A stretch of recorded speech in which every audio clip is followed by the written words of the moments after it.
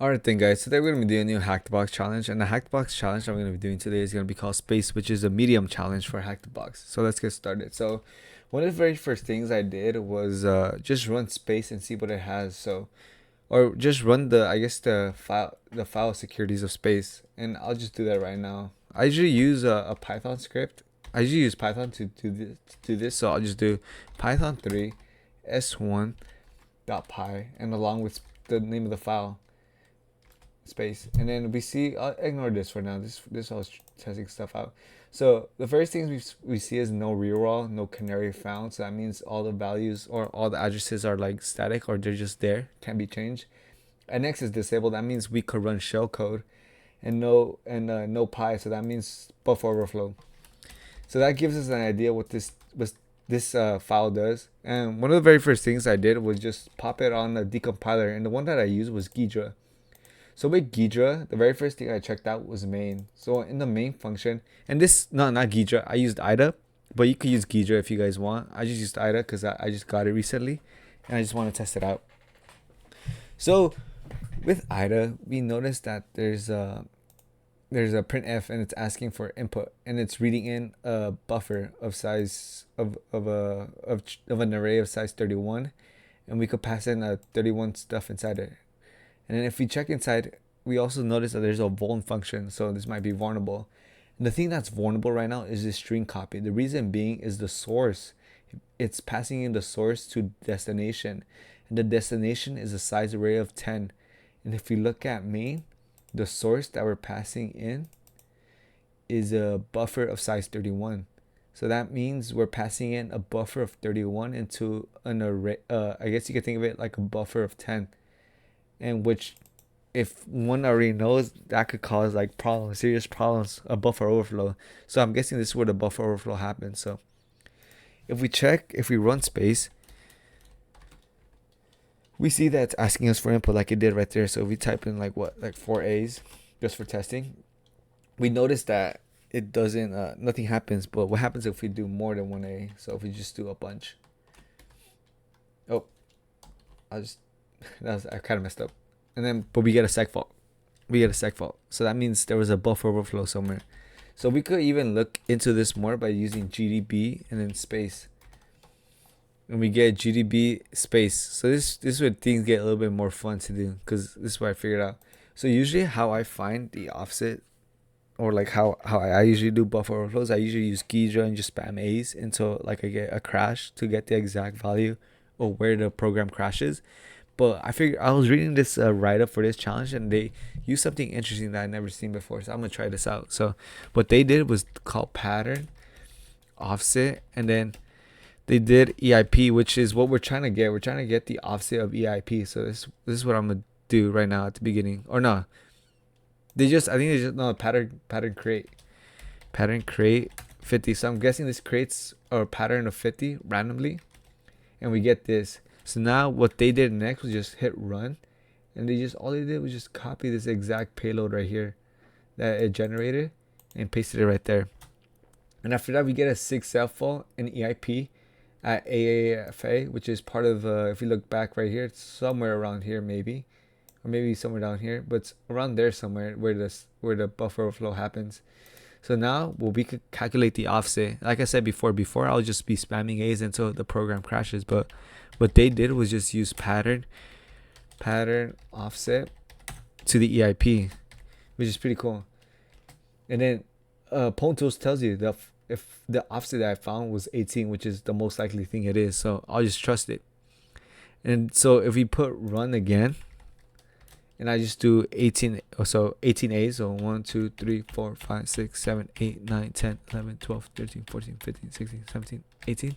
And then after that, we add B's, 1, 2, 3, 4. We're going to notice that EIP is now going to hold 4 B's. So let's try that. And if we go back right here, we notice that EIP now holds 4 B's. So we found the offset. So it's correct. It actually holds only 18. Now this is where things get a little bit more interesting. So now we control EIP.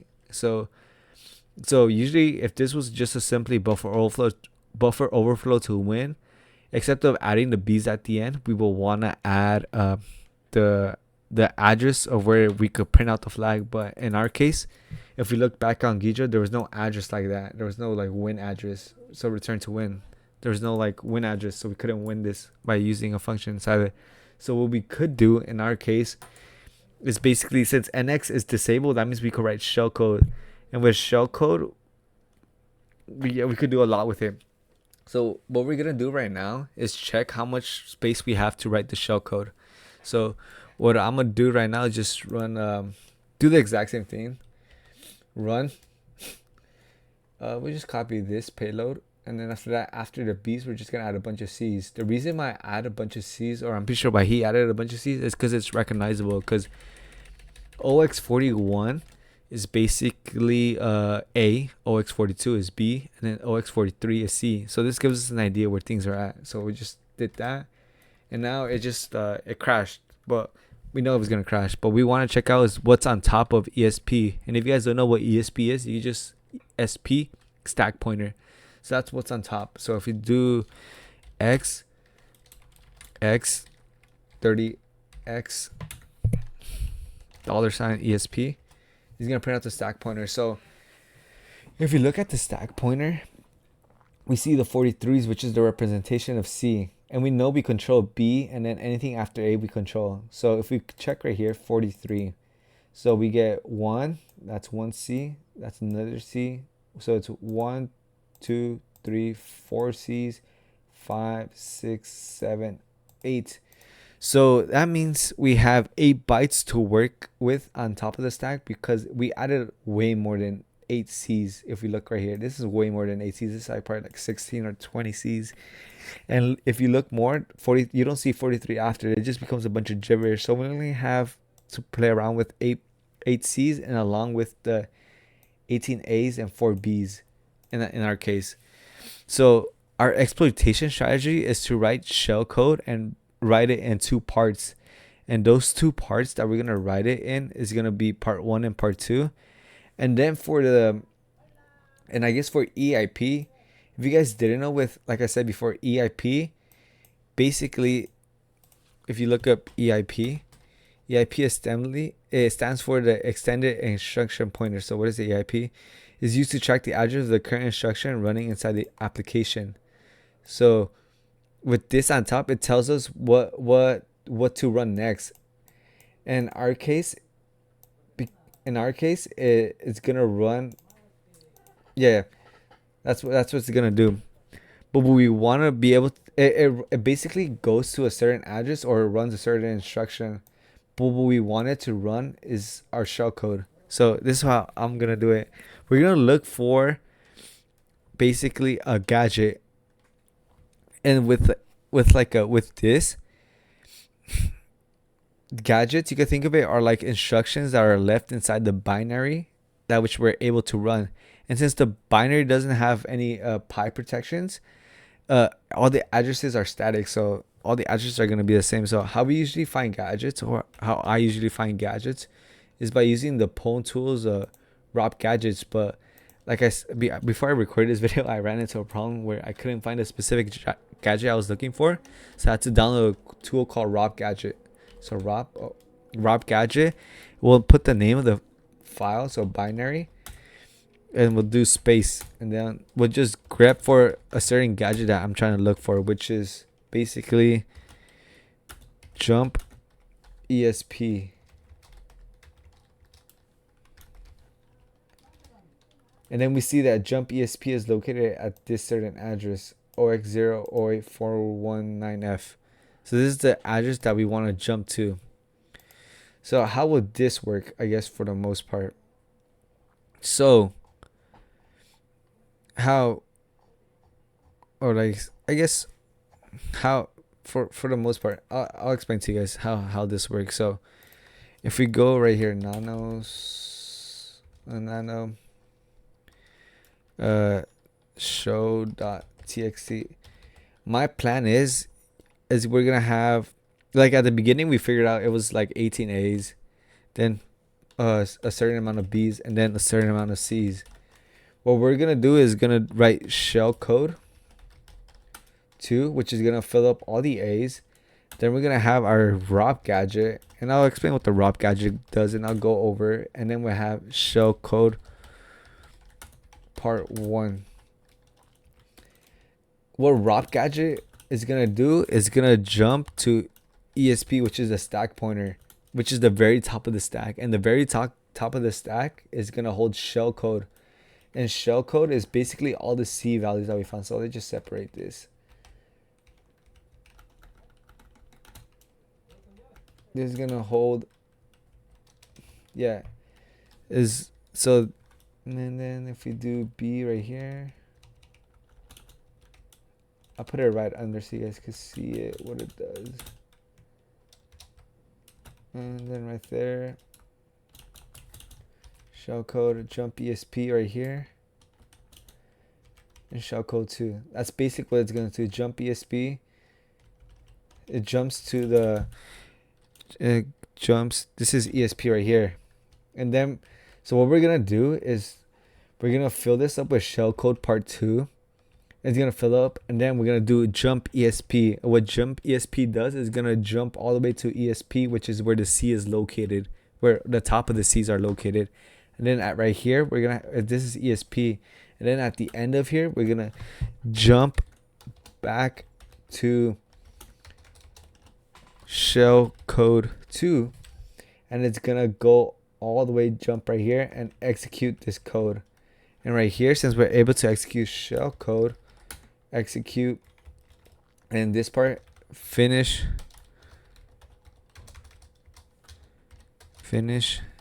executing shell code.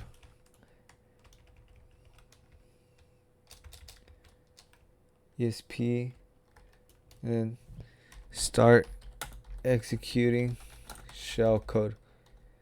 So it's gonna fill up all the way with part 2 of the shell code. Then we're gonna do jump ESP, which jumps all the way to the C, start executing our shell code, and then it finishes it up in the 18 byte space that we have here. So you're thinking about it. So how do we build shell code? So we're building shell code, you usually write assembly, but thanks with Pwn tools, we don't have to do that for the hello, yes. So I already have my script ready, and I could show you guys what I did. So we got the address of where the jump ESP is right here, and then we have Zor ECX push and all this stuff. So I know this is pretty confusing for a lot of you guys if you guys aren't familiar with assembly, but I'll give you guys a quick run through of how to do this for the most part. So when you're executing shellcode, you wanna starting what we're gonna do. So with shellcode part 1, we just want to set up our shellcode.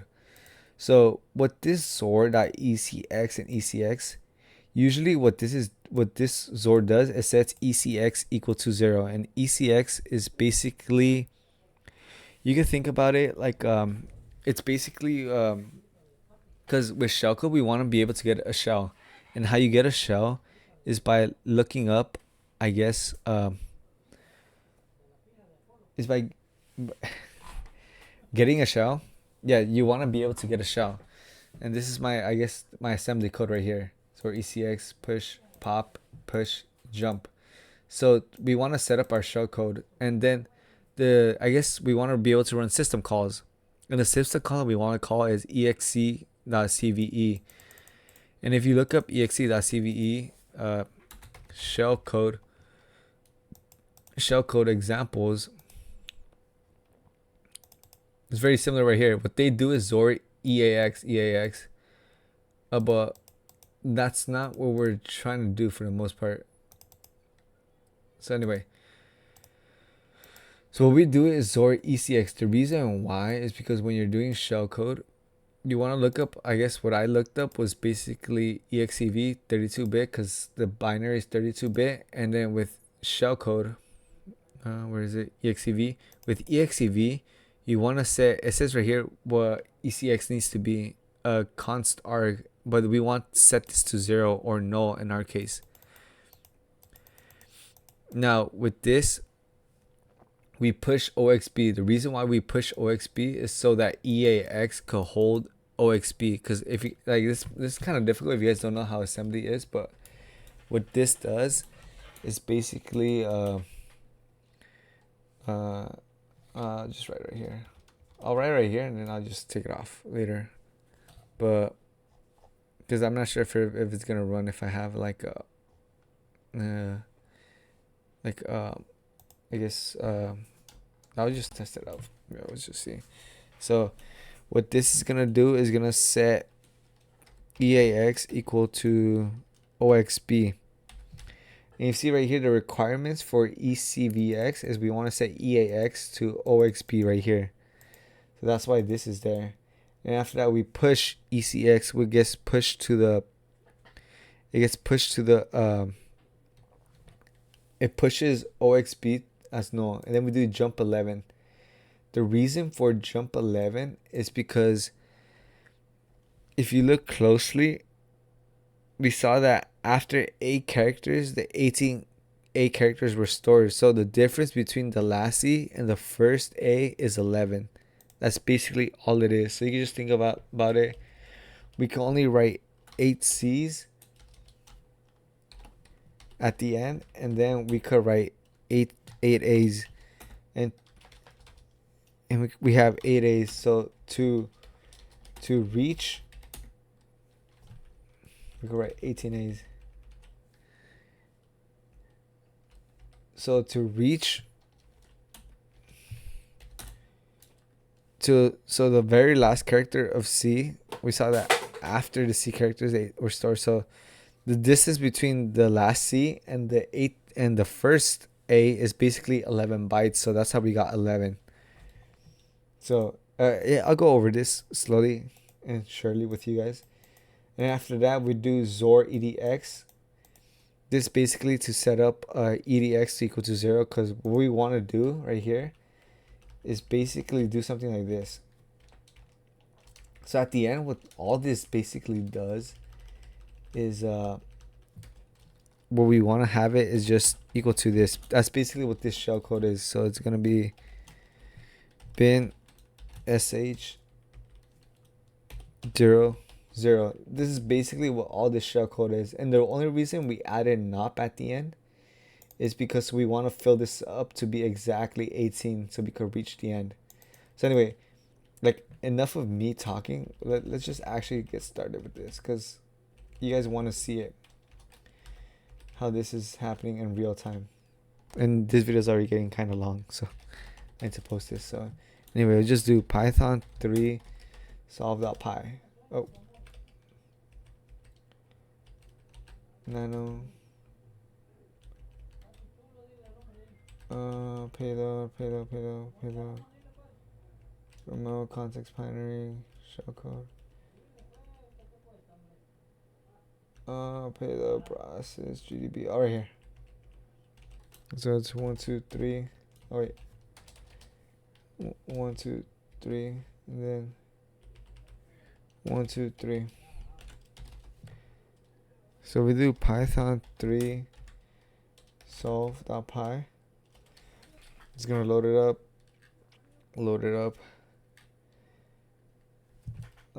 Function cannot. Oh,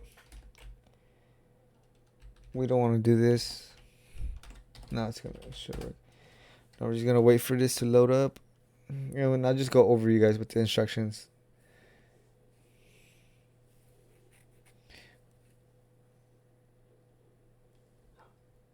Okay, so anyway, so we're right here.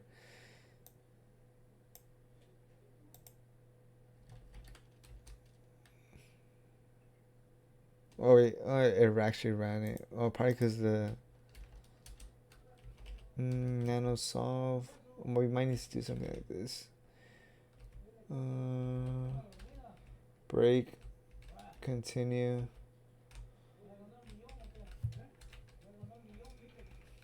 Break process payload. Okay, this should work now. Python 3 solve.py. Yeah, Python's pretty weird for the most part. We'll just wait for this. Okay, so right now we're in the string copy process. It says it right here, string copy. Can I make this bigger? Or do you guys have to suffer? Hopefully this is big enough. So we're currently in string copy. So if we go to IDA, we're basically right here, string copy. And then we want to go back to main. So right now it's copying the string in. So if we do NI, which is next instruction, NI, NI, NI. We just keep on going with NI. And then we do a return. So this reaches the end of it. And you see right here, we get a jump ESP, which is basically, if we go back to our, I'll just open up another Kali box.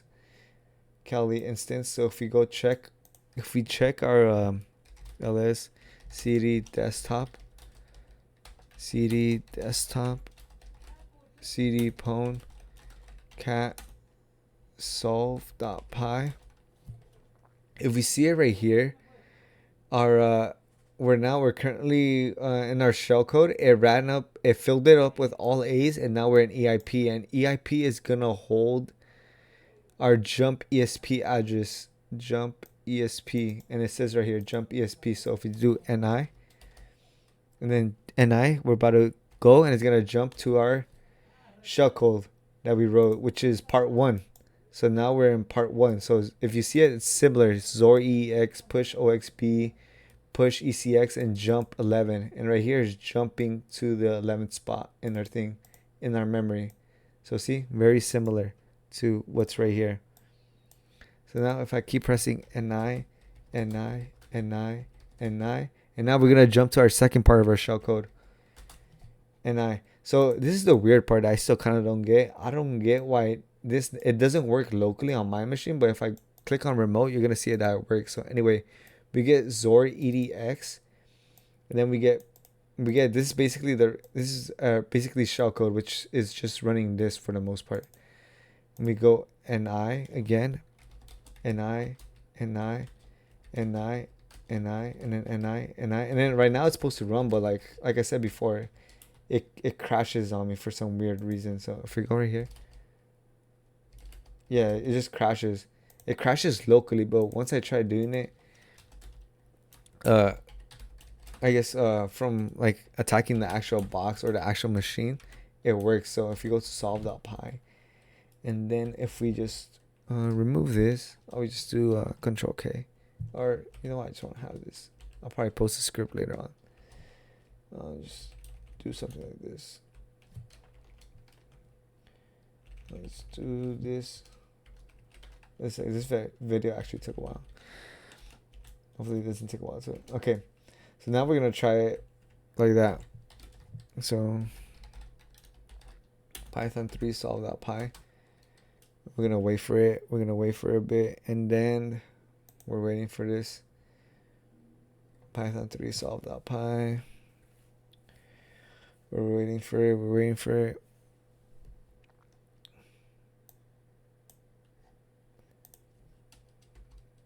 And we got it. Oh, switch interactive. So now we have a shell. If we type ls, we see the flag option right here. And if we cat flag.txt, we get the flag. Actbox shellcode space, which is pretty easy for the most part. But submit the flag. Submit the flag. Well, this video is already long, so I don't really care how. Wait, it's just submitting. Submit flag. Did it not submit it? Flag accepted. So yeah, we solved this challenge, but I guess I'll give you a quick run through what we did. So if you go back right here, so exit, clear. So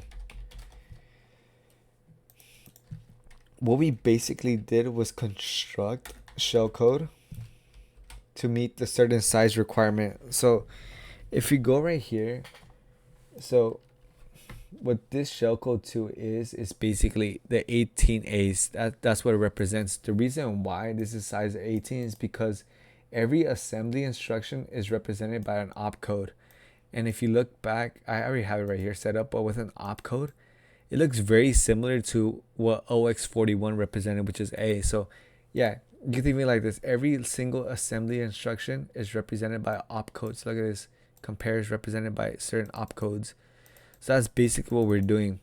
So if you were to like neat pick this one by one, you're gonna see how much opcode it uses, and then like saying OX41 that equals to A. But if we go right here, compare, or like let's go with CBW, this instruction,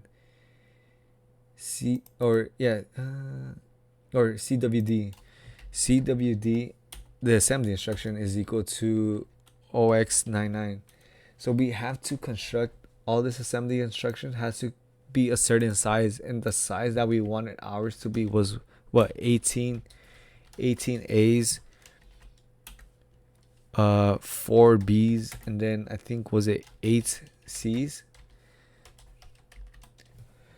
So the 18 A's was basically our shellcode 2, which is this. This is basically 18 opcodes of size. Then the 4B, this was basically the address of where our jump ESP was when we were going over it with GDB. And then the 8 C's was basically this size.